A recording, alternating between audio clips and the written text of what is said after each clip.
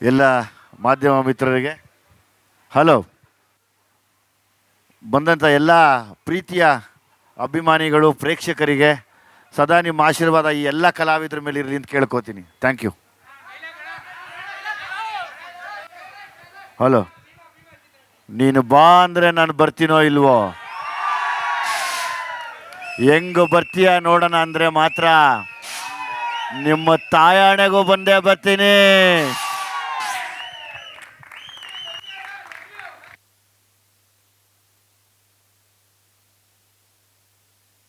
Okay, ಜಾಲಿ ಜಾಲಿ, night ಆಯ್ತು, ಎಲ್ಲ ಜಾಲಿ.